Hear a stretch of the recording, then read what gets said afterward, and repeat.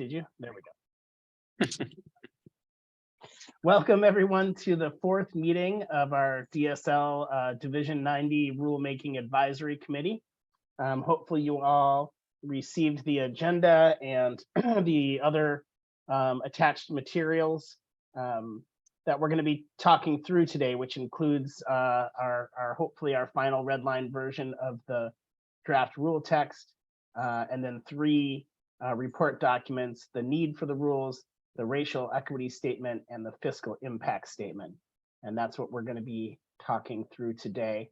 I think at this point we all know each other, so we'll forego the introductions today and get right into the heart of things. And so for that, I'll hand it over to Pete. Hey everyone, and glad you all were able to make it. I'm hoping some more people can still come.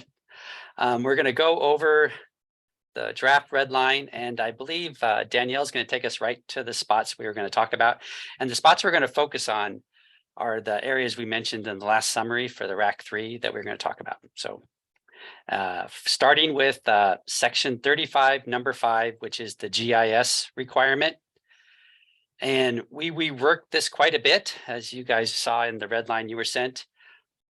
We've now kind of reduced it to this requirement that's going to be in full effect 2 years after the effective date, and in partial effect 1 year after the effective date. And the first partial will be just the study area boundary. So a year from the effective date, we'll be requiring study area boundaries, GIS files for those.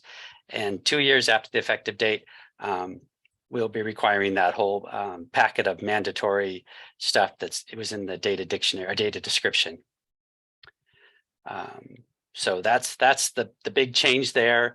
The other things I wanted to talk about, we have Dan Antonsen here, who can show us what the template looks like. We know that the template wasn't active in the draft description we sent you guys because it wasn't created yet, but Dan is here to show us kind of how it would work for a study area boundary data entry. And we also received a comment from a RAC member that couldn't be here.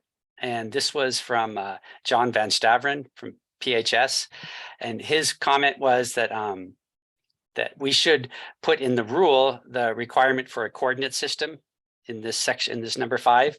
But we weren't able to respond to John yet because he just sent this question. But our response is going to be, John, that requirement is in the data description. So the coordinate system requirement is in the data description. So I'm going to stop there and see if anybody has any questions about this before we ask Dan to show us how a template works. Does anybody have questions about 5? This is Phil. Hi, Phil.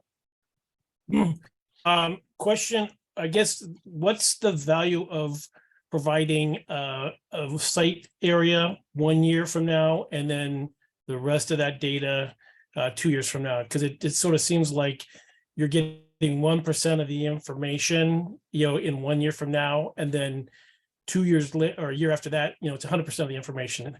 Why not just wait 2 years? And I even have issues with 2 years because I'm not sure we had consensus last time that this was a 2-year time frame. I think I was suggesting a 5-year time frame. Yeah, the problem with the 5-year time frame is because the goal of this whole thing is to get the Oregon statewide wetland inventory up to snuff. and currently Jevra Brown is working on a project with EPA dollars to bring in study area boundaries from past delineations. And we thought this kind of slow release of this requirement would allow us to kind of tie in with what they're doing for that project. So, it's having study area only for that first year, or, a year from now would help with that project that Jevra's done. So for all these old reports, we're going to have study areas. It's getting worked on. It's not the whole.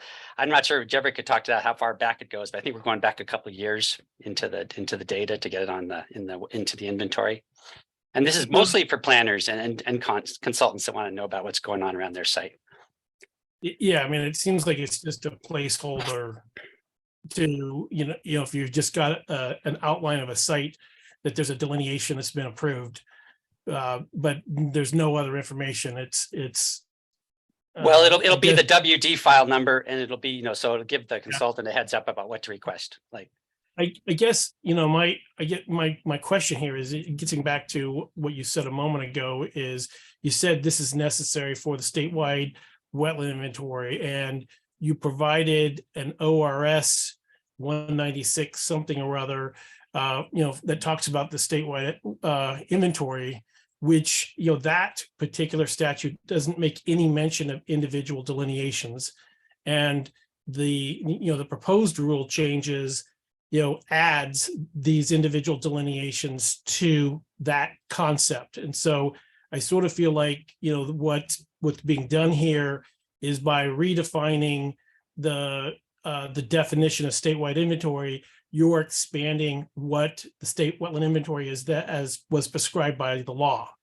So I guess I'm trying to understand from a different point of view that, is why are we, the consultants, the property owners and so on, being held responsible to provide information to the statewide inventory and at a level of detail that's much greater than what you have for LWIs or NWIs and so on. I mean, this is a lot of information, and you don't have that kind of information for your stuff you get for the NWI, for example. Well, I'm kind of at a loss here because I don't have access to the ORS in front of me, but okay, Deborah has her hand up. Yeah. Okay, I'm just making sure that I'm all turned on. Yeah, I know exactly the ORS that Phyllis is referring to, and it directs Department of State Lands to create the SWI, starting with the NWI and adding better information as it becomes available. And so Phil, more directly to your question, delineations have always been a part of that, but we have never had the ability to make delineations available to the general public and especially to local governments. We're also directed to provide local governments the SWI. So we need a way, and they really want, planners really want the actual delineation to put into their GIS. So that was the intent of this, was to get, or the partial intent anyway, to get the public and local governments that better information. I understand that, but I guess, what you're saying is you guys want to produce more information. You're doing it under the guise that it's for the statewide inventory, but the statewide inventory doesn't require it for individual delineations. And I guess part of my issue here is that delineations are fairly precise pieces of information, and the other types of information that are part of that inventory, like a local wetland inventory or LWI or NWIs, they're less precise information. So you're requiring, I wouldn't have a problem if you were requiring the same level of information that's being required of, that you'd get with an NWI map, which is, a location, a polygon, and maybe a coordinate and maybe an HGM class. But what are written into these requirements is a ton of information for populating a database that's not even required by law. So while you're trying to be helpful to all of these other agencies and cities and so on, you're putting that burden on the private sector.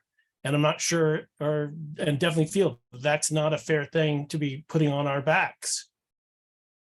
Well, I would again say that, yes, delineations are already considered a part of the SWI.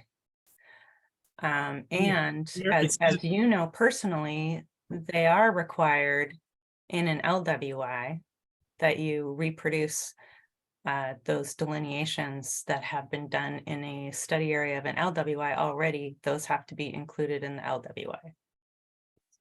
I agree with the LWI, but the law doesn't make mention of individual delineations. But it tells us to make available better information as it becomes available, and we're trying to make it available. I think you guys are stretching the concept of what that law is about. And I'm resisting this because, this gets to a later discussion here, but, this is not a trivial situation that's being portrayed in the financial impact. This is a significant impact. And, I have, some resistance to that you're asking us to take on additional costs, not for our benefit, but for the public at large. And I think that's a good idea, but we get nothing for it. It makes our product more expensive. It takes more time, and you don't need that information in order to determine whether or not you have state jurisdiction and whether or not the wetland boundaries are accurate. So it's extraneous information that's being put on us. Phil, is there any piece of that information you thought would be suitable to share on an SWI? Well, I think that, if we're putting on information that is comparable to stuff that might be, be getting digitized. So that might be a wetland boundary, might be a site boundary, might be information about the coordinate class, the HTM class. That all seems like reasonable kind of information, to put there. But what's being asked for are things like photo points, which is completely irrelevant to the statewide inventory. They do not need that information, but we're being asked to provide that and even potentially provide information about which direction we're looking at. So what's going on here is I feel like it's sort of a bait and switch. You're asking for a lot more information than what is actually needed to meet the law. Let's go ahead to, excuse me, to Alan. Thank you, Phil. We'll stay on this topic for a bit. Alan, why don't you go ahead? Hi. So I have a suggestion for this issue of providing the tax lot database, and it gets into a little bit of technical, into the technical area. But if you ask for a tax lot database, and you're populating the statewide inventory with the information that's provided, over time, these different polygons may not mesh depending on the age of the database that the consultant has used, or whether the database that's used was a surveyed boundary or from the county tax lot, from the county GIS tax lot polygon database. Because the surveyed boundary is not necessarily what the county has in their database. So there could be some problems there. So the suggestion that I'd be proposing is, why not go to the different counties and get all of the counties' tax lot GIS databases, and then make that as a layer in the SWI.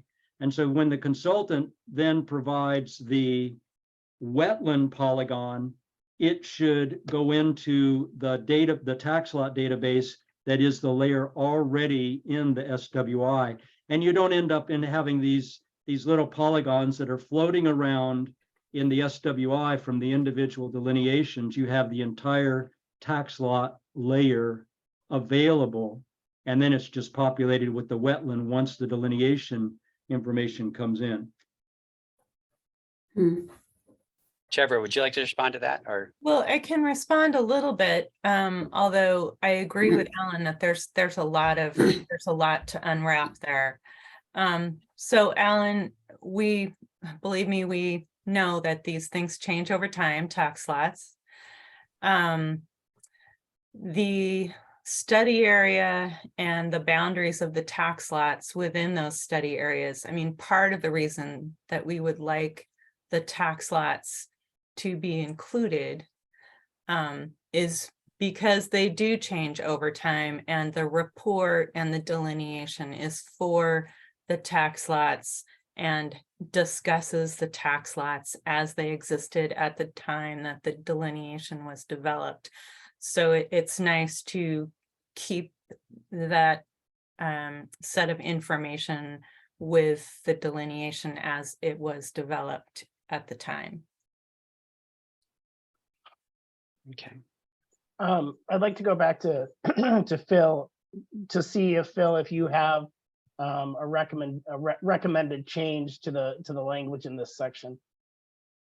Well, I think fundamentally, you know, if I were to look ahead, 5 or 10 years, I think a lot of stuff, we can sort of accomplish. I think, 2 years is too short of a time fuse. And I know that, from what, Pete and Jeff were saying is, well, this would be nice to have, sooner than later. And from your perspective, that seems reasonable. From the perspective of a consultant or a property owner, you're asking us to take on more responsibility, more tasks, and there's no immediate benefit in terms of approving our delineation for that information. So I guess, in our last session, I had proposed that it be a 5-year time frame. Not sure where 2 years and 1 year came from, but I don't think we have consensus on that. And I definitely oppose that short of a time frame. And we can get more into that, as it relates to costs. So I won't go there. But I do feel that the kind of information that is being asked for is extraneous. And I think it could be whittled down to, about 25% of what's being asked, and when it would meet the concept of the wetland inventory, but is not going to take so much time to put together. So I just I feel like we're being given requirements that are way beyond than what is essential. Okay, I have an add-on for what Phil said. So Phil, a lot of everything in that data description is from the rule. It's all elements of the rule that we already have. And the thought was that this would speed up reviews by JCs, because they would then have, in our own GIS, we would have access to where all these things are, to where your sample plots were, to where you stood and you took a photo point. And our GIS just keeps getting better and better. And, the access to new layers and new information, we just thought this would complement it. And I agree, it's not necessary to show on a statewide wetland inventory map. We don't need to show photo point locations or structural, all the other information that's in that data description. That was all kind of, it was a JC hoping, like we have gotten this information for certain like large linear projects, and it makes reviews so much easier to have it in our own GIS rather than looking at paper maps from the consultant, So it was to help us with our review. So I can, back off that and understand you better, and we could have that be a later requirement for all the stuff you're calling extraneous. But the things you're not considering extraneous, we could put them on a quicker timeline. So where is it okay to respond? You bet. Yeah. If you are looking for, providing an incentive to having our delineations reviewed quicker, then, I think then you just simply make this optional and say, if you are going to submit stuff that is, has GIS polygons, this is what is necessary, and it may speed up your delineation. But, there's no incentive on my part to provide this information if the review means that you guys get to it 1 week earlier. It already, takes, 2.5, 3 months for delineations to get reviewed, and 1 more week's not really going to make a big difference to us in most cases. Although you and I, Pete, we had a situation, last year where it had sort of a rush situation. And if you had said to us, I could get on this, in this kind of time frame if I had all this GIS stuff, then there would be a big incentive by our client to say, yeah, go ahead and put this information together. I know it's going to cost money, but it's going to make it, that they can expedite it or something like that. And so, I think if there is some benefit to us great, but I think we should be able to maybe decline that benefit if we're just submitting this report, 6 months in advance of needing it, that it doesn't have to have it. Okay, let me back up one more time and say that question. Like, are there any elements here that you could meet the timeline? That you just say no to all of it, or like? I mean, I'd say no in 1 year, but 2 years, I think, we can be providing things like site boundary, study area, polygons, HGM, Gordon, those kind of things. I think those are all helpful for review. And we want to be helpful for the consultants and the planners that want to look at this inventory and see stuff ahead of time. Like if you were going to do a delineation in a neighborhood, you'd like to know what had happened in that neighborhood previously. It'd be nice to have you get that stuff quickly accessed from your office without asking DSL for it. So yeah, and I guess if I were to look into the future, 5 years, if you folks have put together all of these other delineations that you've been digitizing, that would give me some incentive. Right now, if I want to find out if the site next to me has had a delineation, I have to submit a request to you guys. Yeah. And it's probably going to go on for many years because you're not going to instantaneously have all these delineations available. So I think that benefit may be somewhere in the future, but it's not in the present, and it's not 1 or 2 years from now, because it's going to take a long time to get that information digitized. And I think if I heard correct, you're only going to be doing delineations that have been submitted in the last couple of years, and stuff that was done 10 years ago while it's expired is probably not ever going to get digitized. So if I not want to make sure I'm not putting words in your mouth, Phil, but what I'm hearing from you is what your proposal more or less is that in 2 years, it would be reasonable to require some of those basic things that you mentioned: site boundary, study area, polygon, etc. But you would like to see the more significant requirement bumped up to 5 years, not for those other pieces of information. Yeah. And go ahead, Pete. Well, I was just kind of agreeing with that process and that thought process.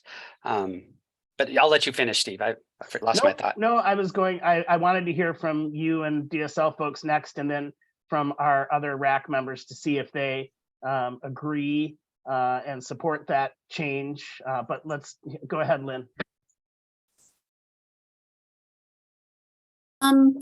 There were some in that table that we sent out.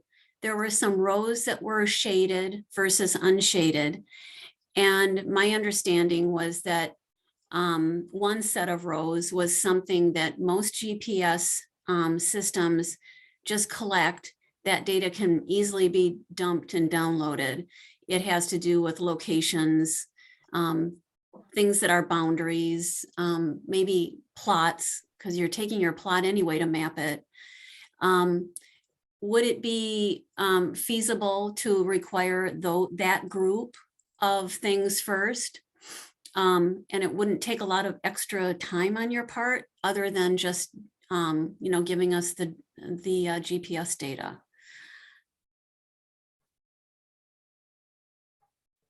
I think it's one thing to ask us to provide shapefiles. It's another thing that you're asking us to provide additional metadata that's not already automatically embedded in it.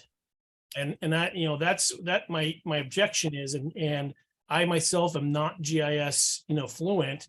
I've seen what's been happening with an LWI that our company is working with for Springfield, and we have literally spent half of our budget dealing with the GIS database. It's a giant sink of time.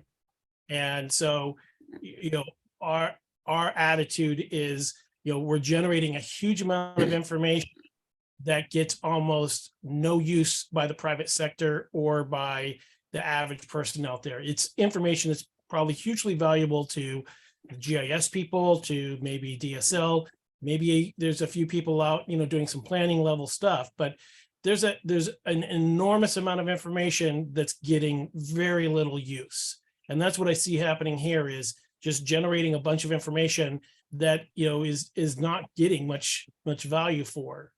So, I think that the issue here is database management is, it takes time to do. That's not a beginner kind of skill. If you're asking wetland delineators as a whole to learn GIS so that they can complete their reports, then, asking them to now start doing database management is, stepping it up a couple of notches. And it might be easy for people who have been doing GIS for a couple of years to do that. But to a beginner, that's a pretty big step. Yeah, I think that's why we were trying to phase it in. But what my question is trying to get at is, maybe we could compromise somehow as part of the phase in requiring just the shape files and not things that would require additional entry for in the field. So that it would be an easy enough download. I'm not sure either. I'm not a GIS expert either, but I think based on that table, there was a group of variables that would be easier to just provide without having to enter new metadata on. I'd like to loop back to Pete because it sounds like Lynn is making a second proposal, so to speak here, but Yeah. Pete, you were going to respond to the original proposal that Phil suggested, and also regarding Lynn's proposal, I don't know where that table is, so I don't know if. Well, I can share. It's the data description is what Lynn's talking Okay, about. let's start with. Go ahead, Pete. But first off, I just want to see, we have Phil's idea. Lynn had a addition. Is there anybody else that would want to talk about any things that they'd like to see in this rule? Like any of the other attendants at the RAC here? Okay, well, I'd like to go back and talk to the JCs again about this before we agree to anything. But I like the idea of moving forward and having a subset in 2 years. I mean, I think that seems fair and reasonable. And having those polygons you mentioned, Phil, sound, I mean, that's kind of what an NWI shows. I agree. And that's kind of what we'd have. The additional stuff for DSL review was all that DSL review components that wouldn't necessarily be shown on the SWI. They'd be available for people if they wanted to see them, but it would be for the DSL reviewers. I mean, the JCs. So I can understand why, if that costs a lot of extra money for you to share that with us, we could have it be like you suggested, optional, and knowing that this will be helpful for the reviewer and it might get you a quicker review if you do submit it, just make that really clear in this rollout. That might be the pathway to forward. That's what I'm thinking. But so I'd like to. Oh, Jevra, did you have something you wanted to say? Well, I think it will be good for us to look at the data description whenever we do, because some of those already are optional. I agree with Pete. I think that Phil's idea may be workable, and it's good to look at that data description to see what is really there. Lynn, I'm a little concerned about what you're saying, because we've shaved out most of the extraneous attributes. So I'm curious to see again in the data description what you mean. Is that something, Pete, that we should look at right now? I can share that. Let's see. Okay, where's my share button? Here it is. And here it is. Let me know when everybody's seen it. Oops, I haven't pushed share yet. Okay. One more button. There it goes. Does everybody see that now, or? It's getting Not there. yet. There it is. Okay. So this is the data description we shared. And I think I haven't counted, just off the top of my head, I think it's like 15 or 16 of these layers and attributes. So each one of these boxes is a layer, and then these are the attributes of that layer that are listed on the left-hand column. What Lynn was suggesting was these gray ones are auto-filled when you GIS just produces them for polygons and such. and for points and for all the different elements of GIS. And these ones in white are the one that would require data entry by the consultant when they're collecting the data. And so if we stroll down through the whole thing, there are, what is that Roman number? Is that 17? We have 17, yeah, 17 attributes. So, and so if you know, there's 17 here now, and like Phil suggested, a lot of them are just for the reviewers, the people that are, you know, it's not for the share with the public necessarily. So, does anybody have any specific questions about this, any of these attributes or layers? Well, I'd like to do two things here, Pete. First, understand if those shaded items match what Phil was talking about, Phil, in your abbreviated list earlier. And then so yeah, that's number one. I would like to understand that. So the Anyways. shaded items are things that are created by ArcGIS automatically, and they are part of the data set. So I believe what Phil is saying is that some of these 17 items, to include some of these 17 items, like the wetland polygons, like the water polygons, and ordinary high water, but then leave out others of them, probably like transportation and photo points. That's what I've heard Phil say. Anything else, Phil? Yeah, I mean, the critical ones, I think, are, I mean, I'm just going through the list here. You know, Great. You've got, let's see, hold on, I'm scrolling on the version that's on my computer here. You've got the polygon, you've got coordinate HGM, highest measured tide, and ordinary high water, and I'm not sure what structure points are or structure polygons, unless we're talking about like buildings. Oh, that's what it is. That's exactly what it is. Yeah. Okay. So I don't, yeah, I would exclude those. And study area, and tax lot polygons, although I do agree with Alan that there's a real advantage of having DSL be the clearinghouse on tax lot polygons. Those of us in the consulting field, you know, we sometimes buy that tax lot line work from counties, and it's costing us a couple $100. And so we're not buying it every year. We're maybe buying it every, 5 or 10 years. And so, it would be great if, that were DSL, getting that information, who you probably would get it for free from those counties. So, but yeah, I would consider those things to be the essential things, and the rest to be, optional. Mm-hmm. So what I'd like to hear next is, we'll go to you next, Alan, and then from other RAC members. If anyone objects to the proposal that Phil is making, I think that's the next step here. Alan, why don't you go ahead? I just wanted to go back to the comment that Jevra made about having the tax lot boundaries change and the study areas change, and DSL would want to capture what was current when the delineation was done. You could still have that and present that on the SWI, but it would be over the existing tax lot database. So if it changed, if your boundary was different than what the current tax lot database from the county was, you'd still be able to preserve it. But just having a layer of all of the tax lots for the state, and having the state maintain that and maintaining the current layer, you'd know whether the delineation you were doing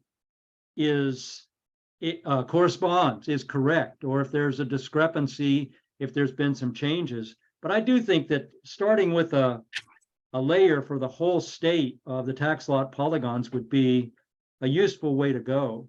Yeah, I think I'm gonna have to pull the rug out from under that, because I believe we can't share them. That's why there was a choice of putting them on the SWI, and they said no, because we're not allowed to share them, because some counties, like Phil suggested, sell them, and we can't share them for free for that reason. There's lots of counties that have those layers on their websites, tax lots on their websites, but that's where we tell people to go to if they want to get them. Those counties that provide them for free. And Dan has his hand up. Let's hear. Dan Antonsen is our GIS specialist at DSL. Yeah, I just wanted to speak to that real quick. You're correct, Pete. We can't, currently the counties provide that data to the state of Oregon, to the Department of Revenue. And the Department of Revenue does make that available to state agencies for their use, but we're not allowed to share it out to outside parties. All of the counties and the state and they've been in conversation for about 25 years now, or maybe more, about this very subject, and things are getting closer to there being an agreement that this is data, at the very least, the tax lot boundaries and tax lot numbers would be something that the Department of Revenue would actually serve up, and the public would be able to look at it, and we would be able to incorporate it into our maps. So that's something that's coming, but currently we can't do. Okay. Okay, Alan, go ahead. So that raises an interesting point. How is it that it's not legal for the state to share it, but when we buy it from the county, we sign a waiver that we won't share it? Now, how is it okay for us to share it with the state and for public consumption, but not for the state to do the same? I'm confused. Right. So you're talking about the tax lot boundary requirement. Yes, I am. And that was, again, for delineation reviews, for making sense of the review. The study area boundary now, that potentially a tax lot boundary, has been converted to a study area boundary. And you've identified that as the study area boundary in your report. And that's how we would be sharing it. And that's how I believe it was being shared in the work that they're doing on the SWI EPA grant. They're showing just study area boundaries, and they're just going to be floating in space. They're not going to be tied to any other tax lot layers. So it's a way of looking at a map and seeing a representation of where there has been work done. So I'd like to go back to Phil's proposal and hear from RAC members. Do you support, you can even do a thumbs up, support what Phil's proposal is? Or do you have other ideas? Would you like to see it the language stay how it is now? Or maybe the question should be, if anyone objects to Phil's proposal, I'd like to hear from them now. I just want to hear from RAC members first, Lynn, if you could just hold on a second. This is Jessica. I don't oppose Okay. Phil's proposal. Thank you, Jessica. Stacy? Hi, can you just clarify the proposal again? We've talked about a few different scenarios, and I just want to confirm I understand. So the idea is to, within 2 years, share the study area, and then 5 years, share all of the attributes that are listed currently on that template? Or are we changing, even in 5 years, some of the mandatory requirements on that template? No, what I heard, this is a good thing to talk about, was that there was going to be like 4, it was the wetland boundary, the study area boundary, coordinate designations, and HGM designations. And ARS, should we throw ARS? Well, probably shouldn't throw ARS into that mix if we're going to share it on the statewide wetland inventory. That's probably And correct, streams.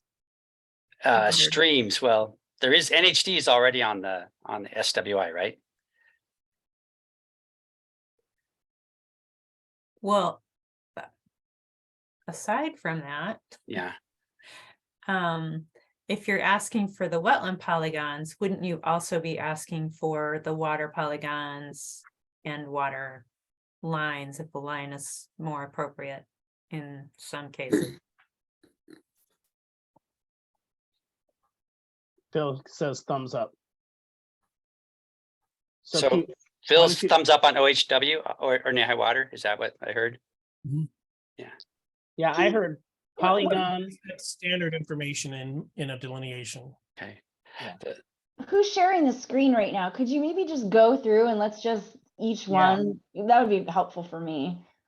Start I at the would- top, Pete, and let's just highlight them one by one that would be included. Yeah, that'd be me, Stacy. Okay. The first one's aquatic resources of special concern. So is that yes or no? Uh, I think you just said no, didn't you? Yeah. Thumbs Well, up, I was yes. saying no because I'm not sure if we can share it. Like Well, with the- Phil said, this is Phil's proposal, Yeah. so we're saying no. Okay. Contour lines, that would, I mean, unless somebody, No.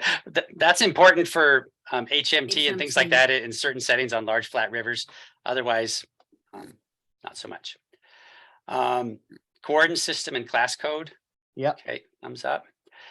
Is everybody giving thumbs up or just Phil? Okay. Well, just, it's Phil's Okay. proposal, so let's just get through Okay, it. okay, let's Yeah. get through Phil's proposal. HCM class code. Thumbs up. Yep. Highest measured tide. Thumbs up. Okay, photo point. Thumbs down. Project mile point. This is for large linear projects. Just to track it. More of a review element again, for the JCs. We're saying no on that. Okay, sample plot point. So, Nope. okay, I can't see Phil, so. Yeah, I'm tracking it, so I'm writing them down. Go ahead. okay. Stream center line. This is when ordinary water can't be mapped. I don't really know how valuable that is relative to. Well, sometimes it helps in the designation of, is this going to be wetland permitting or wetland waterway permitting or, waterway permitting? It's when the consultant can find the center line, but doesn't really know where, anyway. Okay, we're okay with that. Okay. And this stream order high water line, that's what we just talked about again. Yep. Structure polygons, that's for Yeah. buildings and fences and things like that. Structure points, and that's just like a point structural item. Are we no on all the structure stuff? Yeah, I believe that, yeah. yeah, okay. Structure line, same thing. Study area polygon. So this is what they've submitted. Okay. Yeah. Mhm. Could be a tax lot, could be something else. And then we have tax lot polygons, and that was kind of just, we didn't need it for our review, but we needed it to make sure we were all talking about the same thing. It's like we were talking Yep. about apples and apples. Okay. Mhm. Water polygons. That's like, lakes and ponds and things that aren't wetlands. Good. Okay. Okay. And then wetland polygons, the final. Okay, so here's the list that I have of things that would be included in the 2-year time frame. The coordinate and HGM, highest measured tide, stream center line, the high water, study area, tax lot, water polygon, and wetland polygon. So that's the proposal. Pete, if you could finish the thought here, that's what would be required in the 2-year time frame. And then what happens in the 5-year time frame? All the rest of it's optional, and I don't know if, I guess we can see where people are at. Like, I just have a feeling that this is all going to become electronic soon. We're going to be getting data forms from your guys' data loggers anyway. It's all going to be changed. Yeah. So Pete, you don't necessarily feel like there's a need to add more things on at the 5-year timeline? I'd like to hear other people's comments. To me, it seems like they're all review elements. It'd all be helpful for, and we could always explain how important it is for the JC review to have those things, but Deborah, okay. go ahead. The only thing that I was going to say is I think there's one slight disconnect. I think that it would be important to include ARSCs, and it's not only because, the coordinate class and stuff and ARSCs we're collecting for permitting as well as for the review.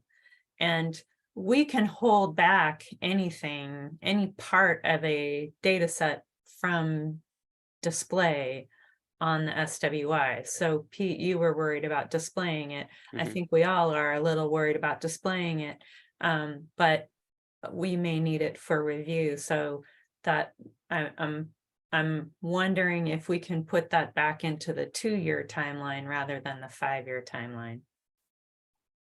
Well, Pete, can you cur- scroll to the top to that item, please? And Yeah. Phil, do you have any thoughts on that? I'm opposed to it at the time being. Part of it is, if in 2 years we're getting this level of information, and the rest of it's optional, in 2 years, let's see how that information sort of sorts itself out. I agree that in 5 years, this kind of information should be sort of commonplace. It's just coming up with sort of a way of not approaching this too fast with too much information. Thanks, Phil. And I just want to remind everyone, like what we're doing here is putting together the RAC's recommendations. It'll ultimately be up to the department to decide, what goes into the rules. So I'm hearing that for Phil's proposal anyway, that those will not be included. And I just want to do another round. We saw some thumbs up and things before, but now that we have a list of the exact items that would be required in that 2-year time frame, I want to make sure that we have, we'll see whether or not we have consensus from the group. So Do you want me to stop sharing so we can see everybody, or? yeah, that's fine. Okay. So maybe if you could either indicate your support or let us know that you do not support things. Lynn, you have a comment? I just wondered about, we've chosen the variables. I'm wondering about all of the information listed under each and whether that's part of the proposal, or is it only the shaded rows? No, it's the whole thing. Okay. It's The all white's of the it. white's the important stuff. That's what All the identifies it. labeling Unique, then yeah, would have to be added by the consultants. right. When they're Mm. collecting the data, right? I'm seeing support from Alan and Brad. I guess speak now, or we will consider this the recommendation. Thanks, Jody, of the RAC. And Pete, you guys can go back. Right. Thanks, Jessica, and talk. And if you agree, you can implement it. But this will be the RAC's recommendation. I would have one strong more, like hearing Jevra speak, that we don't have to share everything we get. The ARS is very important. Like, we're going to ask for it anyway. I mean, if we find one on the property when we're doing our review, we're going to say we need a map of that because we need the area for it. So it's going to be an element we need anyway. So it's just, is it extra? I don't know. It's like, it's the same as coordinates, the same as HDM. It's just another internal boundary that may need to be shown. Like, or maybe it's the external boundary too. It might be just relabeling the same polygon as two things. Like, Are you saying that we're required to delineate the arcs as a separate? well, boundary? we don't have sample points to delineate ARCs, aquatic resource special concerns, but we do have your ability and our ability to review an element and read the description of the ARCs in the removal fill guide that describe them, and to suggest that this may be aquatic resource of special concern, because it will affect permitting. Right, but it doesn't affect your review of the delineation. Yeah, it's just something, we're told to get it for the ARCs, the aquatic resource coordinators. We're told to get that information when we finalize our review. We're supposed to, when you'll see in a letter that if you've gotten one with one of those on it, it's like the JC says, hey, this looks a lot like an ARS, and gives a heads up to the coordinator about that. So it's a heads up in the letter now. And and then in this case, you would actually be adding another polygon to show it. And the ARC will be asking for that extra polygon when it gets to permitting. So I guess if you're not going to permitting, then I understand your hesitation in doing that extra step. But I mean, I would say, only 1 out of 3 delineations I do actually results in permitting, maybe even less than that. So I think maybe that'll be an item that is not being recommended by the RAC, but again, if the department feels it's important, ultimately it's their decision if they want to include that in the rule that goes out for public review. Are we okay with this topic and ready to move on to the next? okay, but the other thing I wanted to get clarification on, so this is, we're going to change the wording to get rid of the 1 year, 2 year, and it's going to be 2 years. All these elements we talked about are going to be required, right? And the other ones will be optional. I didn't hear about a 5 year for the rest. I mean, is that, do we all want to put that in there too? Phil, I'll defer to you if you want to just leave it at what's required in 2 years. I mean, I would agree in the long run, that's a good goal. And I think that if you find, in 5 years, you either want additional information or you want to modify it, it sort of creates an opportunity to do what might be a fairly small, change to the rule. But I think as a goal, it's good to work up to that. Does that answer your question, Pete? Yeah, it does. Thanks, Phil. All right. Well, thanks everyone for taking some time there. I know it was an important item. Phil, thanks for raising it. Yeah, I think the next ones might not take as much time. So let's keep moving. Okay, so this next one is about cordon. And the change we made, in response to the RAC comments was to get rid of any indication of a minimum size.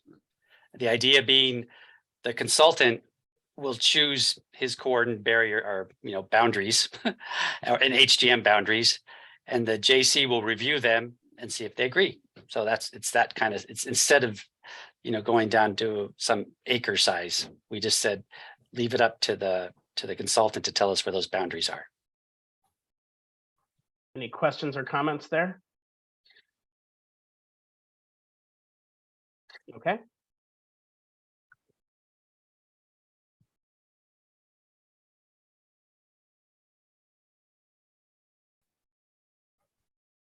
And this is the precipitation point that Phil brought up. But after our last RAC meeting, Phil sent an email suggesting a change like this.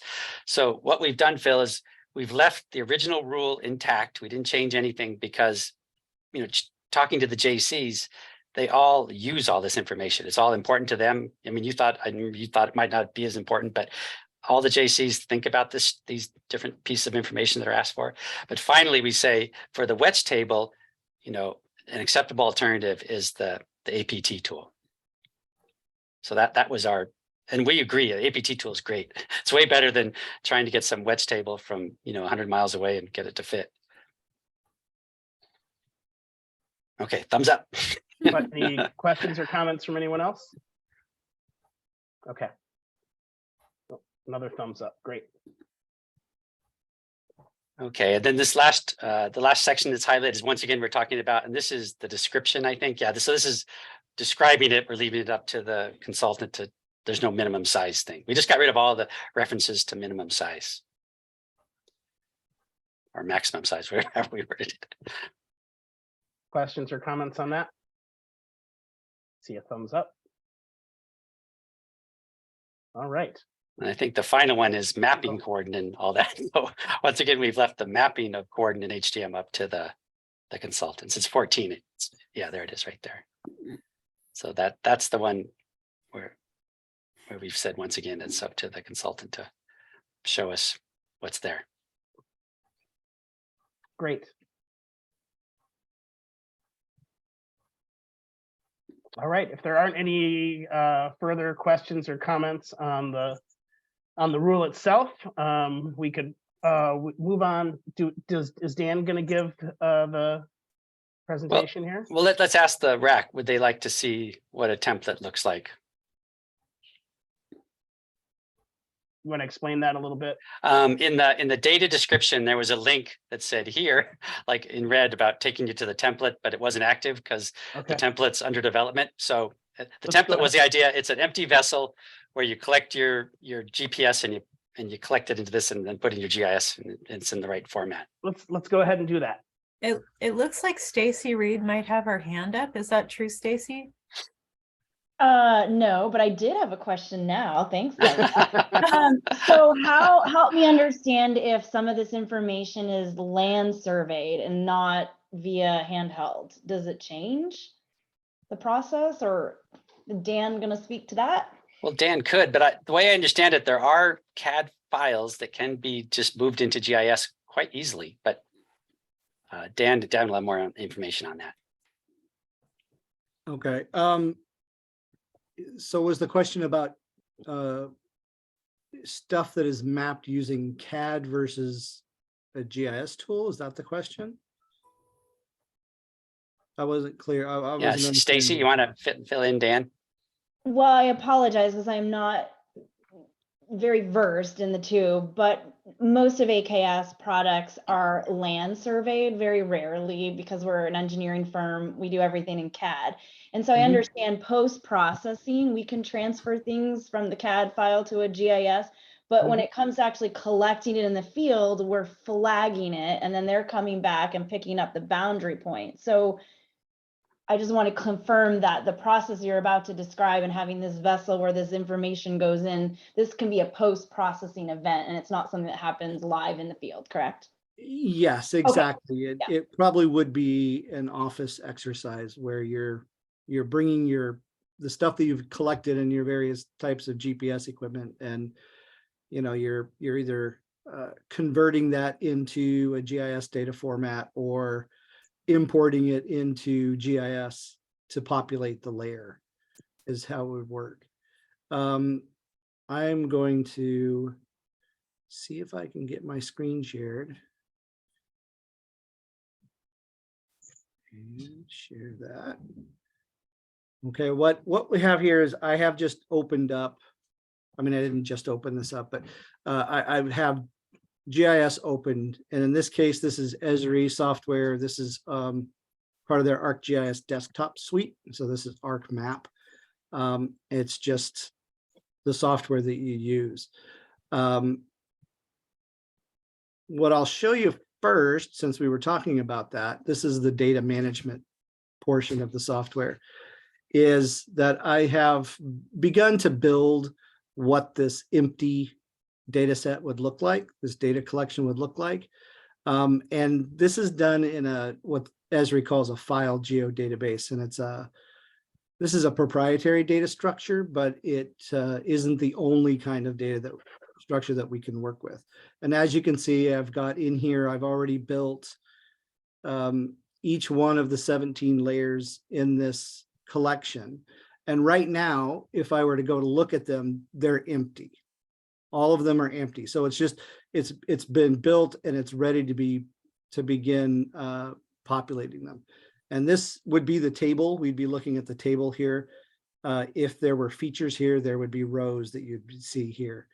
And you can see these columns would then correspond to the rows that you saw in that data description document.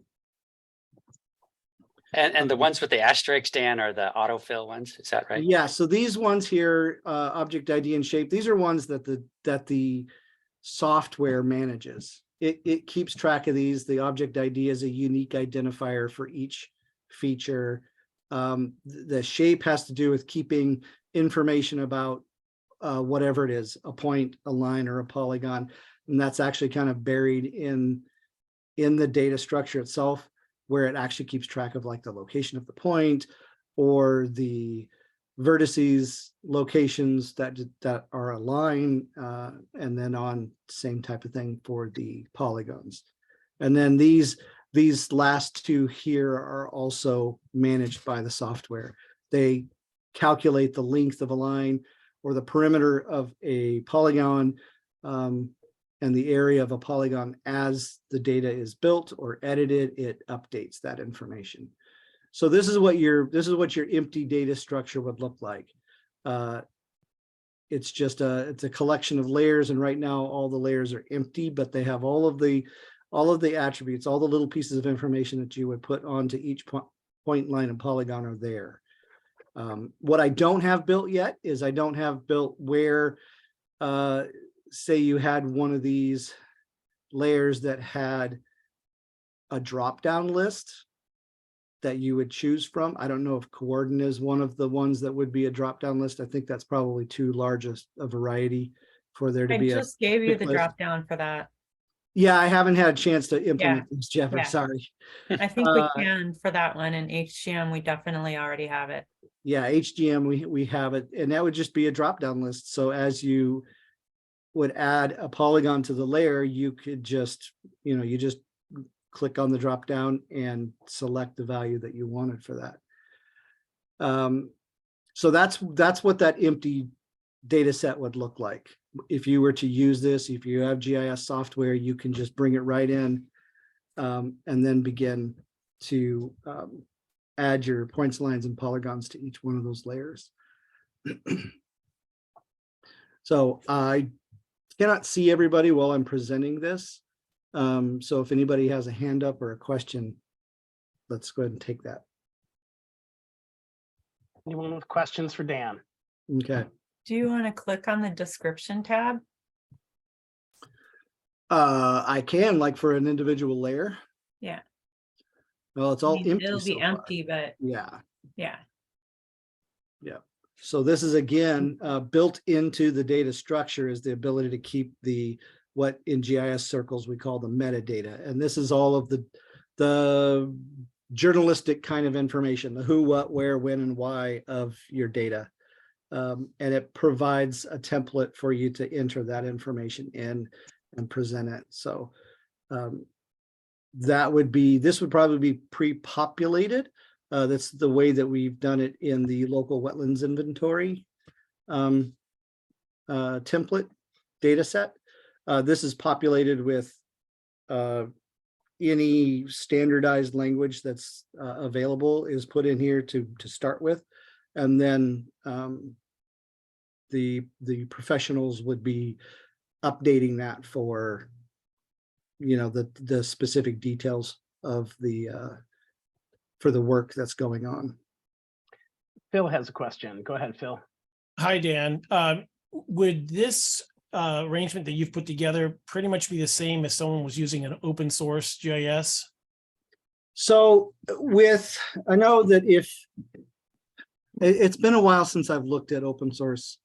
The last time I looked at, I was trying to get familiar with how QGIS works, which is an open source software.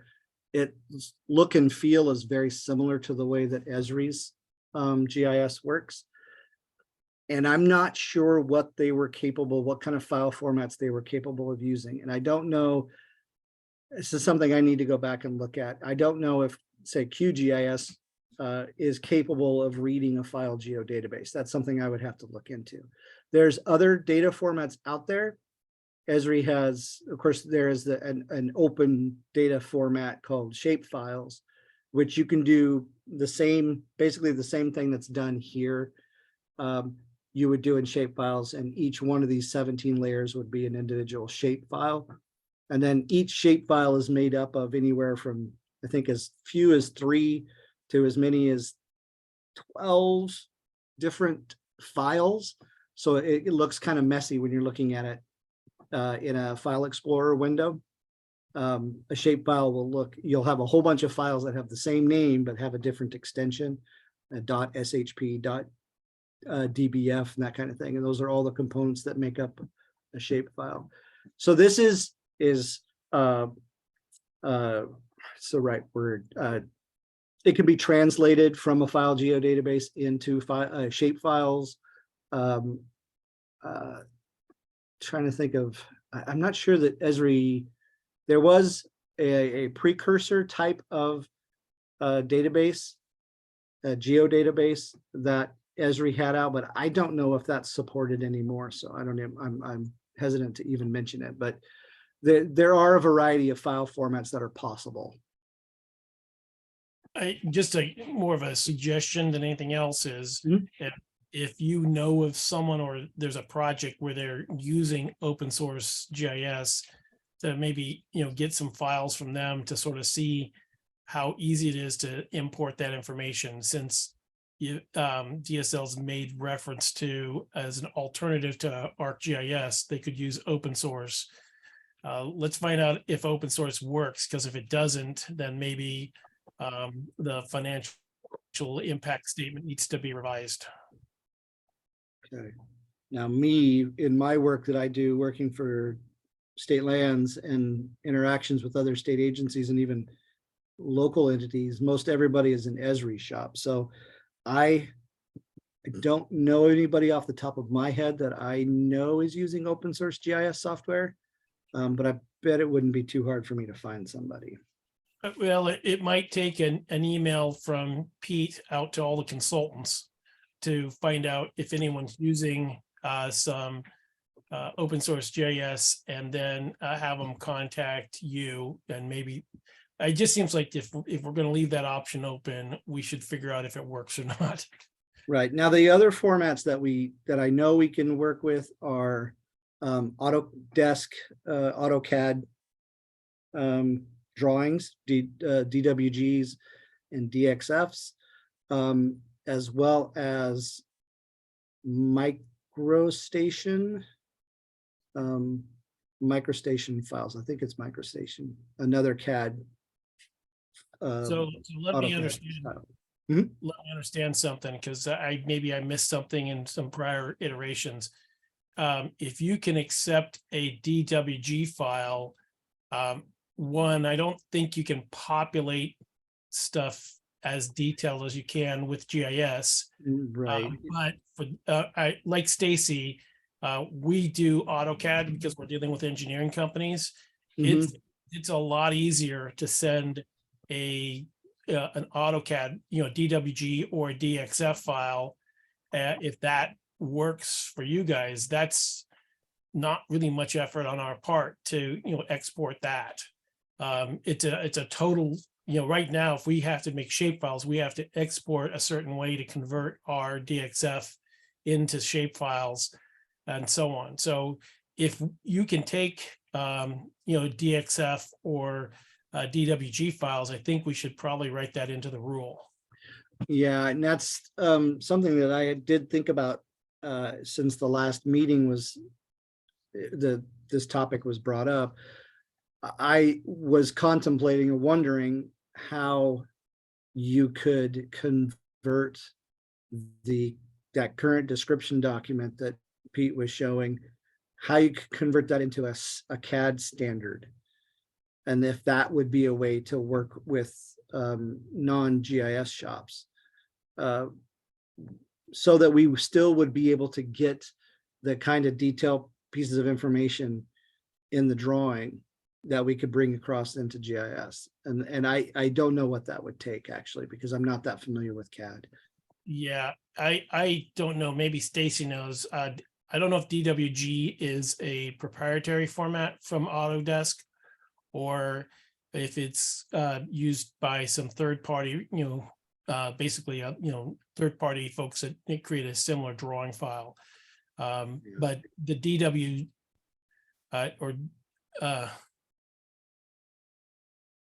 DWX, I'm getting this wrong here. Stacy, bail me out. DWG and DXFs. Yeah. DXF is a more dumbed down version of a DWG. So it's more universal, but it does not have some of the more proprietary layers in it, I think. So, and I don't know if you lose the georeferencing if you go to DXF. Yeah. It was my understanding, talking to our GIS department, that it would be easy to do. And Dan, I can offer AKS, if you want to collaborate on how the two could work together, to help with this, because, a lot of, if the intent for this is permitting, usually the permitting will have a CAD element. It's more accurate than the GIS. And I know that our GIS department said they could translate the files, but it could take, 2-3 hours per site. So if there's a way that the agencies could accept the DXF reference files, I think that might work easier as an option for economic impact for consultants. Alan has his hand raised. Alan? Here's Alan. So there are other software, GIS software programs that haven't been mentioned. MapInfo is one of them. Esri is obviously the standard, but there are other programs. And so what you're doing is everything is sort of channeling towards Esri's software. And MapInfo doesn't create those kinds of things. It has them, but they're not as easy to access. But it's a more user-friendly GIS platform. So that's just a comment.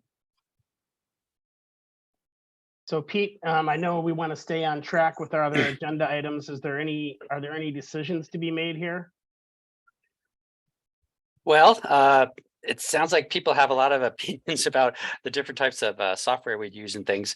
I'm trying to think if we could word it in some way that it was more open, like it wasn't an Esri type direction that we were pointing people.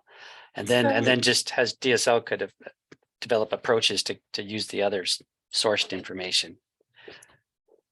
Pete, I think you added the two CAD files to the end of the data description or into the data description, didn't we? I did, yes, I did, but I didn't go into detail on But the right, other. we haven't worked out yet. Yeah.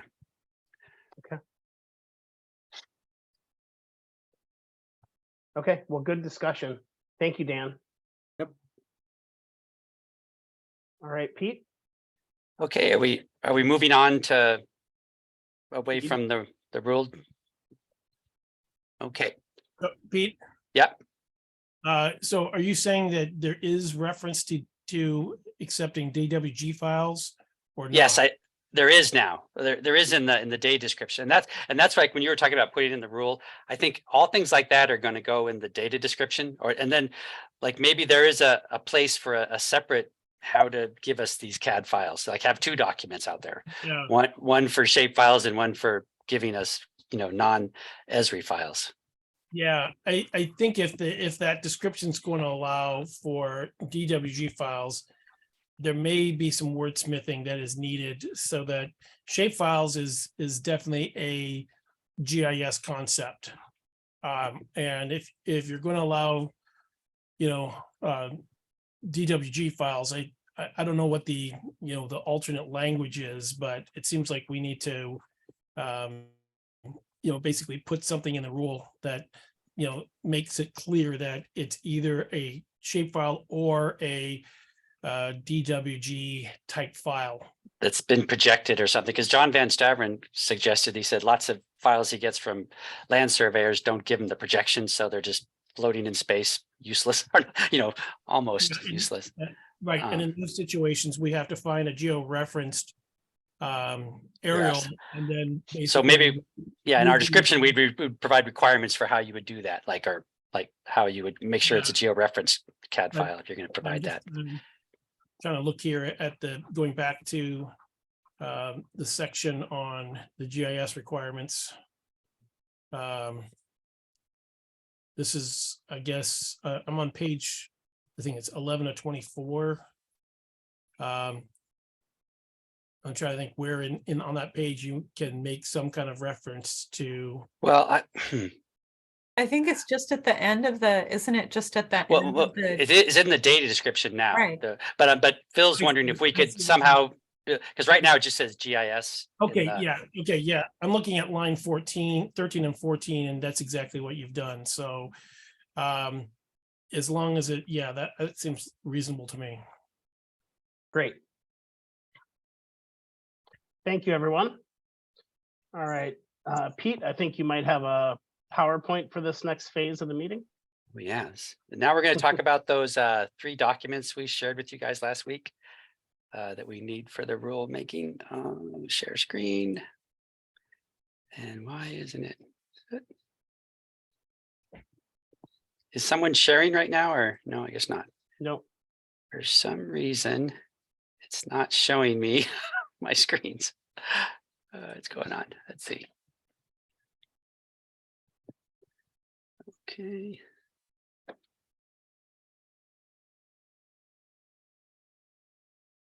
Yeah, it's so I must have something clicked. I no longer see the windows I can share. You clicked on the share screen button. Yeah. It's just showing me whiteboard. Like, let's see, what did I do wrong? Maybe unclick it and try clicking it again. Yeah. Host only. Okay. What happens if I click on whiteboard? No, that's not going to work. Huh. Oh, files. Maybe that's it. No. It's well, let's see. I hate Zoom. You Maybe I clicked should. on the share screen button and it doesn't show you your options of what to share. Yeah, when I click the share screen button, it highlights a thing called whiteboard, called basic, and then there's another tab that says advanced and files. But none of them are my desktops. Like they're not, for some reason, it doesn't see my desktops anymore. I wonder if I should log out and log back in. Hmm. I don't know. Can I try sharing it? Would that? Do you have the most recent one? Well, I just pulled them up from the email that Steve sent out. So. Okay. Oh, no, That's we're sharing a PowerPoint, Lynn. Oh, I thought you were going to share one of the statements. Sorry. No. Pete, do you have it saved on the O drive? I have it saved on my desktop, which is bad. Can you Is it email open? to me real quick and I'll see if I can share it? Let's see. Icon. Do you have to have it open to share it? Oh, I see what's going on. Yeah, with Zoom, you have to have that application up and running in its own window. Yeah, and that's what I have right now. It's up and running in its own window. Hmm. It worked earlier before the meeting. Yeah. Yeah, we tested it before the meeting and it worked great. I just can't figure out what button I have clicked on here. Maybe I could share my desktop looking at the Zoom and you guys could tell me what button to push. Well, if you email it to me, I can open it and see if it'll work for me. Okay, but let's see here. Where is it? Okay. Sorry about that, everyone. Anybody else have any talking? I can do an intro. I mean, I think we could maybe do a little bit of business here while you're doing that, Pete. Yeah, Because I think that the statement for racial and equity is pretty straightforward. I don't know if anyone else has any reaction to it, but it seemed fine to me. Yeah, we're gonna go over it in a couple minutes. The PowerPoint just kind of is gonna help us walk through those 3 documents. Yeah, is there anything, does the PowerPoint do much on the need for the rules? Because that's not, is there more than just what's on the document itself? it's pretty much what's on the document itself. Yeah, for the It's need like- for the rules, it's, So maybe I we could pulled start there. everything in the Yeah. PowerPoint is pulled from those documents. Yeah. So I So have what- just sent it to Danielle and Lynn, but I was gonna say, why not just put up the documents and yeah, we could do that too. Like, Well, it sounds like Danielle will have the PowerPoint in just a second here, so.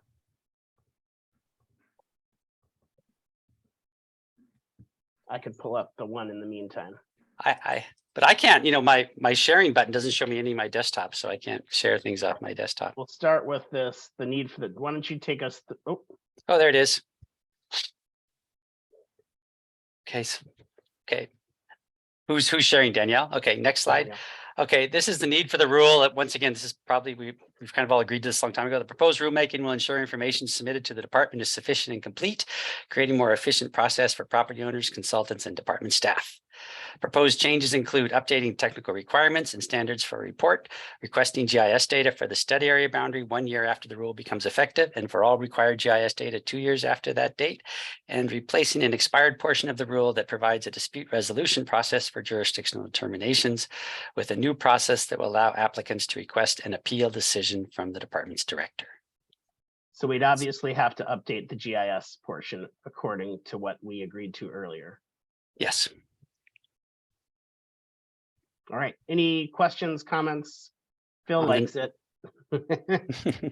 Any objections to the need for the document at all? Oh, raised hand, Phil. I pushed the wrong button. Oh, I liked the applause better. No, just go ahead. I know. So I think rather than stating that it's creating a more efficient property or more efficient process, I think it's maybe a little more accurate to say that it's providing more clarity for reviewing delineations or something like that. Because I think that for property owners, they don't understand most of the stuff, so they're not going to really buy into that it's making it more efficient for them. But I do think it's providing clarity. Good, that's a good point. Pete, are you okay with that change? Yeah, I think it's legitimate. Does anyone I'm else? letting you guys wordsmith that. Yeah.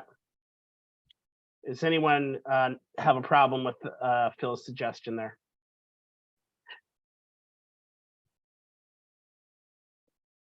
Okay. Yeah, the whole concept of efficiency for me, Phil, was just moving data easier between consultants and staff. Like, that's where I was getting to with that, but okay, let's move on.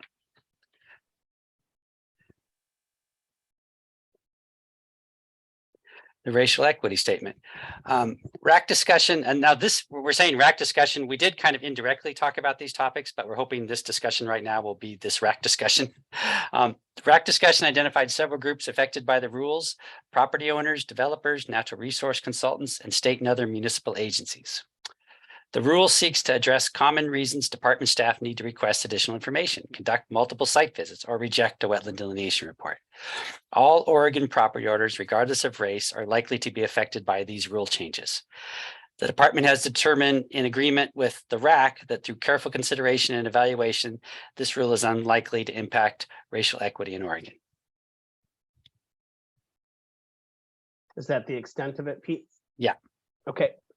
Any questions or comments or recommendations related to the racial equity statement? I see a thumbs up from Phil. Anyone else? All right, not seeing any. Let's get to the fiscal, where I think we will have a little bit of conversation here. Yeah. Okay, fiscal and economic impact. So the document we sent you guys was the actual excerpt from the fiscal impact statement that had the questions. This is just kind of the answers. So some of them might not make sense. So I'll try and fill you guys in with the question it is responding to. What I did real quick is that there's 3 main sections to that fiscal impact statement document. And so we have 3 slides for each of those. And the questions Pete is referencing come under where we talk about the small businesses. Right. So the first one is the cost of, or is it actually, it's just the fiscal impact statement. Okay. This first page is the header of the fiscal impact statement. The proposed rule requesting GIS data is predicted to have some fiscal impact for smaller natural resource consulting firms without GIS services. Firms may need to hire staff and purchase equipment or enlist services from subcontractors to meet the GIS data requirements. The new requirements to map and describe wetlands and provide GIS data are already standard practices for many consultants because the same information is needed for preparing a removal field permit application. And that's kind of primarily about the description stuff. I mean, the mapping is not really, part of a permit application, but the describing them with coordinate and HTM is. The fiscal impact to the department due to the new rule is expected to be minimal. The department will provide training and assistance to customers to implement the new rules. Okay, does anybody have thoughts on these comments? Alan, go right ahead. Well, my comment is on that first bullet. Mhm. I maybe I'm misunderstanding what it's communicating, but I believe that it will have a fiscal impact on all firms, whether they have GIS or not. They're going to have to, there's going to be a cost. Am I wrong? Am I misunderstanding something? Why is it focusing on smaller firms where all firms will end up incurring additional cost, either to get more equipment, train people, distribute data? Well, what I am guess missing? my thought on this, Alan, was that other than small firms have a GIS, well, I was a consultant for a while too, and we had GIS that we just gave our stuff to. Like if I was at Mason, Bruce and Gerard or PBS up in Vancouver, we just gave our data to the GIS guy and he gave us the files we needed. So it was kind of a, it was already part of the department or part of the group. So I wouldn't see an additional cost in that. But Point of clarification, does fiscal and economic impact, is it only directed at the state of Oregon, meaning the departments there, or is this impacts to the private sector? It's both. Okay. Jessica?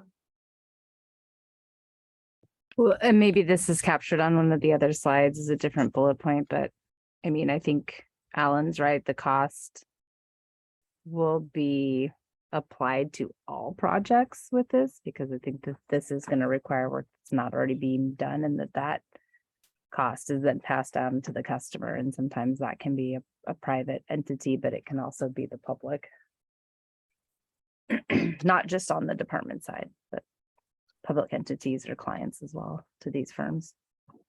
We should note, or at least be considering whether or not the changes we made today impact this as well, right? Because there's now a different requirement, at least proposed by the RAC. This was done based on the language that we came into today's meeting with. So just pointing that out. Stacy. Point, Steve. I just would agree with Alan. Currently, Pete, I don't interact with our GIS department at all.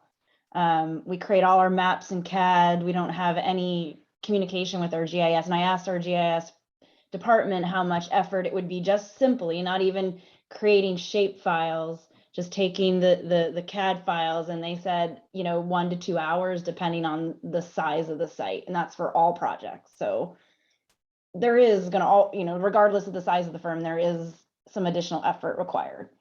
Okay, so what if we do have a separate data description for submitting CAD files? Do you see that same problem, Stacy? Let me ask them. I'm not sure. And then with your guys' help, we could develop it. Okay, yeah. I'm assuming it would cut down, but it is going to be an added step that we're currently not doing. So I guess that the message here is get rid of the small and say all. Yeah. All firms will have a cost. What I'm hearing is that it should probably be have some fiscal impact statement for natural resource consulting firms, and then just leave it at that. Yeah, that's what I'm hearing. Phil, go ahead. Just to sort of throw a different comment out here related to what Stacy and Ellen have said. I think by having these requirements for GIS, in the long run, we're going to see that the basic wetland delineator who writes these reports is going to be the person that puts together this information. That the level of detail that's required, either for that 2-year time frame or 5 years, it's just going to, the companies out there are going to say, your GIS department maybe gives you some files to work with, but you're going to actually have to fill it out. GIS staff is not going to be terribly interested in trying to complete that information. So what you're going to be ultimately doing is nudging all of the delineators out there to become at least somewhat fluent with GIS. The other thing I would sort of point out, and maybe this is jumping ahead a little bit, but there are consulting companies out there that maybe do one delineation every year or maybe once every 2 years. That's not the mainstay of their business. They might be doing endangered plant surveys, or they might be studying turtles or whatever. This is going to potentially force them out of the delineation business, because it would be too high of an investment for them to stay doing delineation. So I think there will be a thinning of the herd, just because of the time and financial cost of it. What about the subcontractor? I mean, is that a possibility that would keep those guys in business? Well, I'm not saying anyone's going to go out of business, because I don't think anyone, but I think that there's some companies out there, especially out-of-state companies, that maybe they just, they have a project in Oregon once every 4 or 5 years.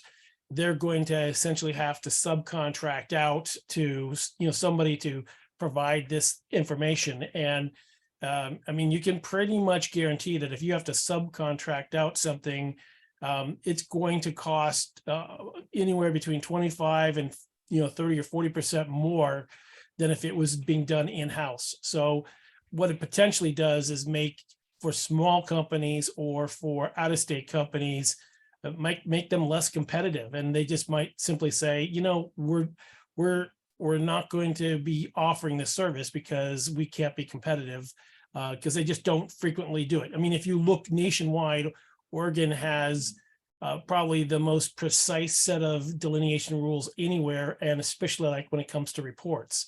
And so, we're seeing fewer and fewer people out of state essentially submitting reports because it's a tight box to fit into.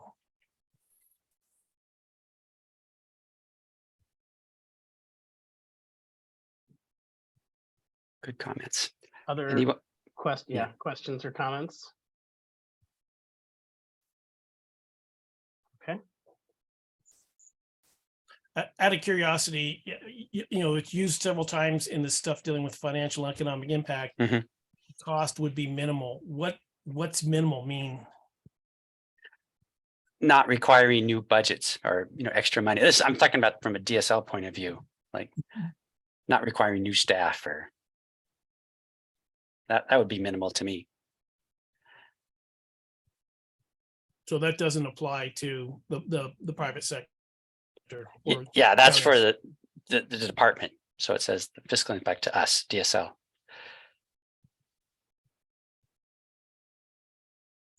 The JC staff is really comfortable dealing with GIS.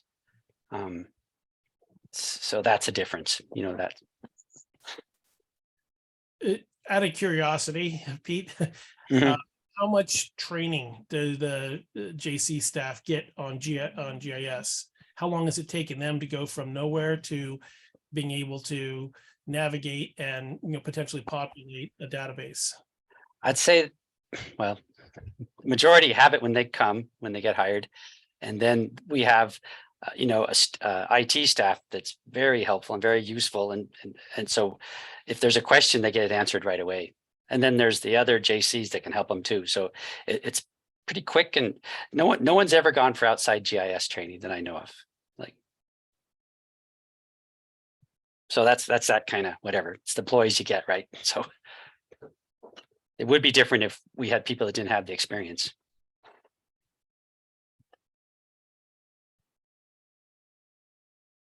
Jody.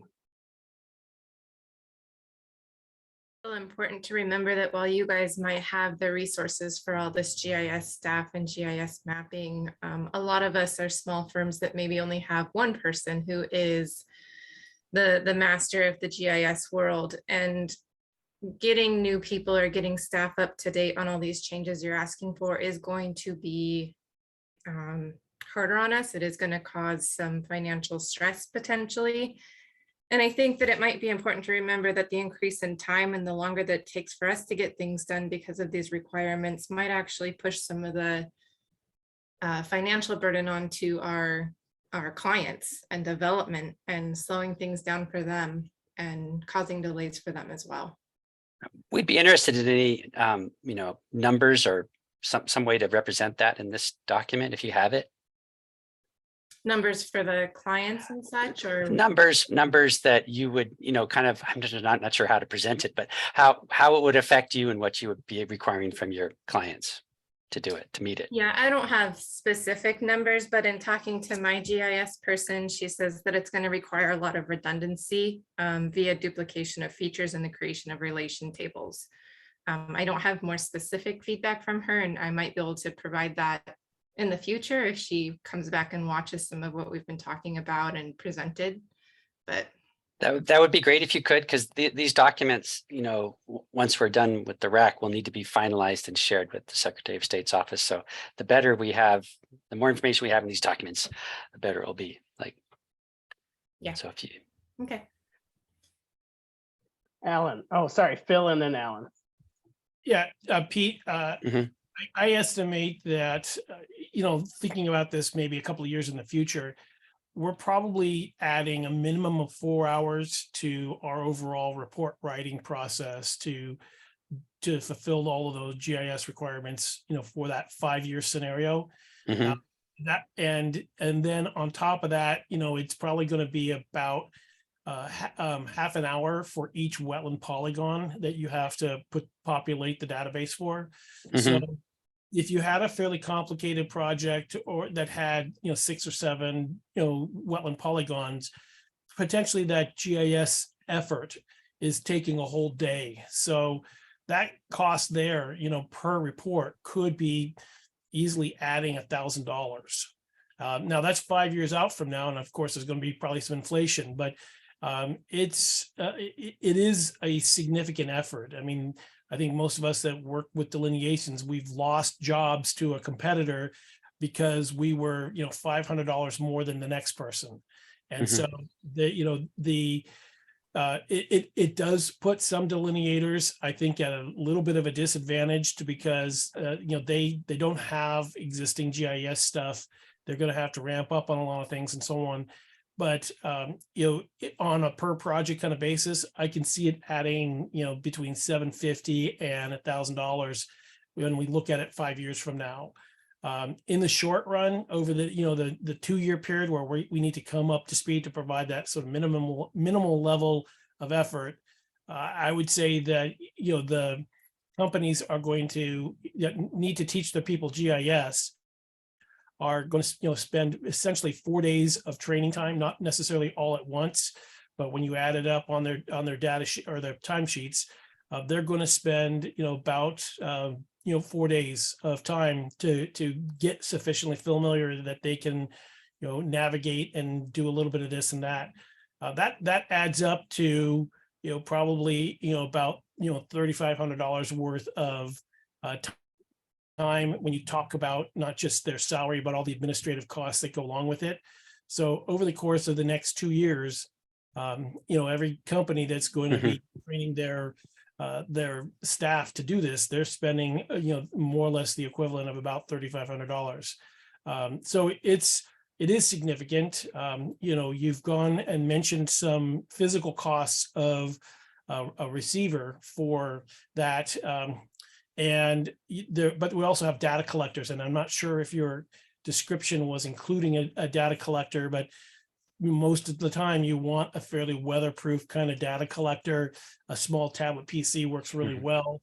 Those are somewhere in the range of $3,000. So when we start adding up that, and then if you want to take in what's the revenue lost for those 4 days of learning about all this, we're approaching somewhere in the order of $8,000 to $10,000 that it's costing a company to comply with this. It helps that it's not all coming at 2 years, but it still means that over the next 2 years, you're going to each company that doesn't currently have that capability is going to be spending probably $8,000 to $10,000 to get there. Okay. Thank you, Phil. Alan? I don't have anything to add as for actual cost, real dollars, but in looking at this fiscal and economic statement that we have, the draft fiscal and economic impact, in a number of places, there's just statements that say, here's the statement that says the additional requirements to characterize wetlands and provide GIS files for department review are minimal. And there's just the minimal seems to crop up in a number of areas. And just going back to what Phil talked about, I just think that, I don't see where any of this effort is minimal. and it's not, and I heard what you said, that you were referring mainly to department, but the way that I look at this, I'm not seeing that interpretation that it's referencing the department's efforts and costs are minimal. I see that it's small firms are the ones that are going to be affected. Again, not smaller firms, all firms, and costs not minimal. Or Okay, Pete, thanks, Alan. were you going, I mean, Well, maybe, that's fine. Alan clarified what he was talking about. So that okay. Yeah, I was going to say, or maybe we need to, make clear what our definition of these terms is, relative economic impacts, what compared to other changes or something. But but to use, if we want to use the word minimal, we probably should define it in some fashion. Any Good other point. questions or comments? This is great, and I think will strengthen the fiscal and economic impact statement. Alan, is your hand up again, or I can't remember. Okay, there we go. Okay, well, thanks everyone for the discussion here. We have 2 more slides. Okay, that's what I was going to say. Do we have more on this? Go ahead. Okay, now this is the cost of compliance section, and these bullets are all responding to numbered parts of the report, so it might sound out of context when I read them. The first one, the economic effect for state agencies and local governments is expected to be minimal because the additional requirements to characterize wetlands and providing GS files are steps that are already completed by these agencies for complete removal field permit application. And when I'm talking here, and this Brad could talk to this, so I'm thinking of ODOT primarily, the major state agency that we work a lot with. We sometimes work with Dogami, sometimes with DEQ, but that they already have GIS, shops in their offices. So Brad, do you have any thoughts on this? State agencies here. Yeah, that's what this first one's about. Yeah, I mean, I asked our GIS leads, and they're great, and they just looked at the review document and didn't really have any major concerns. They speak that language, so for us, it's pretty smooth. Thank you, Brad. Surely. Okay, and this the second bullet is, where is that? That's to effects on small business. And the question was, estimate the number and types of small businesses subject to these rules. And we said the primary business type that will be affected by the proposed rule changes are natural resource consulting firms. Does anybody think we should have more firms listed in that, under that bullet? This is under the small business category? Yeah, effects on small business, yeah. It says estimate the number and types of small businesses. I think engineering firms are, Okay. need to be included. Are you taking that note, Danielle? Yeah, okay, thanks. Anybody else have additions? Okay. Okay, and the next bullet, okay, describe the expected reporting, record keeping, and administrative activities and costs required to comply with these rules. And so this is again for small businesses. The proposed rule for reporting, record keeping, and administrative activities associated with submitting a delineation to the department for approvals. So what we're saying is these. So I think this should be changed after our discussion now. But they're asking, is there going to be additional reporting, record keeping, or administrative activities and costs required for these rules for small businesses? So the response here was, this is just kind of the same things in a delineation that most people already do.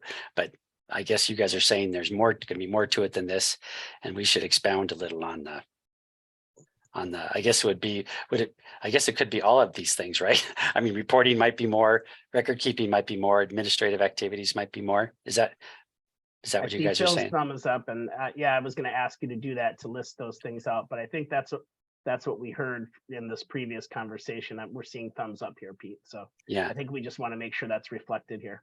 Right. And to the extent any of you can or are willing to help us with those numbers, that would be very helpful. Well, Phil's done a pretty good job giving us a kind of a starting point. When we send out the recording and the summary, we'll remind people in the transmittal email, just if they have any information they want to share, to go ahead and send that your way, Pete. Okay. And then, so this last bullet is in regard to the question, estimate the cost of professional services, equipment, supplies, labor, and increased administration required to comply with these rules. And then here was my attempt by going out and finding some numbers that I could share with you guys. I think this goes on to the next page, doesn't it? Or is this the end of this thought, Danielle, or does next slide have more on this? This is the end of the cost of compliance slide. Okay. Okay, so that's okay. So what we've got highlighted here is smaller firms may need to hire, probably will need to hire staff and purchase equipment. Well, probably all firms will need to hire and purchase equipment or enlist services from subcontractors to meet the GIS data requirements. Software suitable for generating the GIS data ranges in price. So we could flesh this out better with some of the information that Phil shared with us. Equipment costs for collecting GPS field data will vary depending on the equipment chosen. There was more in the online or the original document, but there we gave some examples of equipment. But we could beef it up with the need for a data collector and training.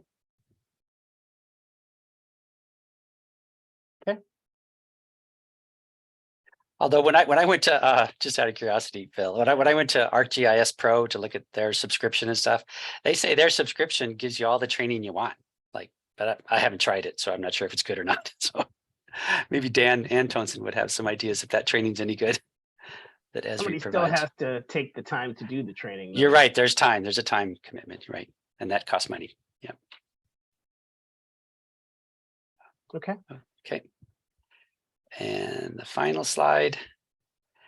And this was just how we got who we got involved in this RAC.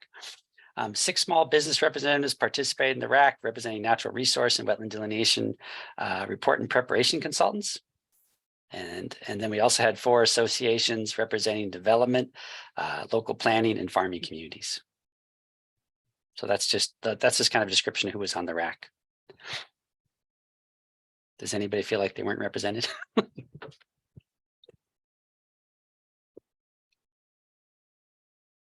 Okay. We have about a little over 10 minutes left here. Pete, anything else? That's the end of the slides. I guess if people had questions about what we've talked about, it sounds like we have a lot more fleshing to do on the cost. Yeah. Well, let's talk about process there. Can we share, when we send out materials to the group, can we share the revised rules that we're updating and a revised fiscal impact report? I know this is our final meeting, but I just want to make sure we can share those out with folks so they can see those before they go into the public comment period and the adoption process.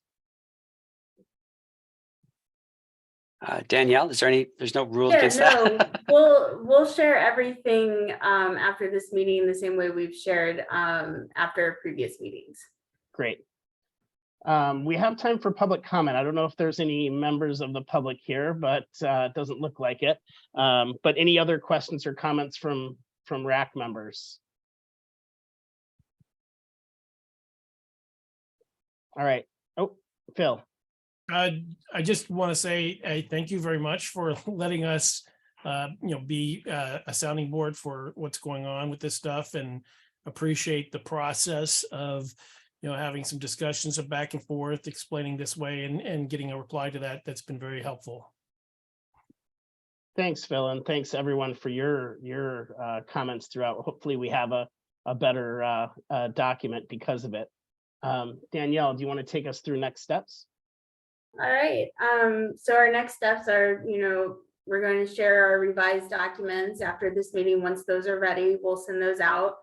Then the next step is in February, we'll be filing our notice of proposed rulemaking so that it, and this is if everything goes according to plan and we don't have any problems.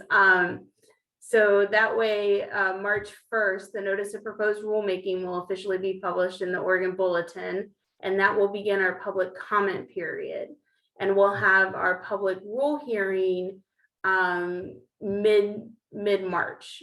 So during the month of March, the public can submit written comment to the department, and when we have our public rule hearing, which will the date and time, and it'll be a remote meeting like these have been. That information will be in the notice of proposed rulemaking and also on the department's page. So all during the month of March, the public will be able to submit comment, and during the public rule hearing, members of the public can submit oral comments if they don't want to submit a written comment or something in addition. So those are our next steps. Any questions about the next steps? All right. Well, Alan, go ahead. Would it be possible for you to provide those timelines and things that you just mentioned to all of us, so we'll know where to go get the information and watch the process as it moves through? Yes, and then also, off the top of my head, I can't remember. I think it's on the DSL homepage. There's the option to sign up for news information, or actually on the proposed rules page, there's a direct link to, Yeah, it's a MailChimp thing, right? Where you just, yeah, to get updates. And so it's on the proposed rule page where we have all, and also on the proposed rule page, we have all of our documents from the RAC posted. I've not been able to post the RAC 4 meeting documents ahead of time because the server has been down. But Steve's dropped the link for the proposed rulemaking in the chat if you want to look there. So if you want to make sure that you get email updates for rulemaking events, go ahead and click the get updates on that proposed rulemaking page, and you'll be on the mailing list for rule information. Now it'll put you on the mailing list for all rule information. So you can probably, if you want to adjust that after this rulemaking, you can, but I'll make sure to add some timeline information to the email that we send out with following this meeting. And also I'll make sure it's posted on the proposed rulemaking page. Great. Well, I want to thank each of you for the time and commitment that you put in to really making this a great process.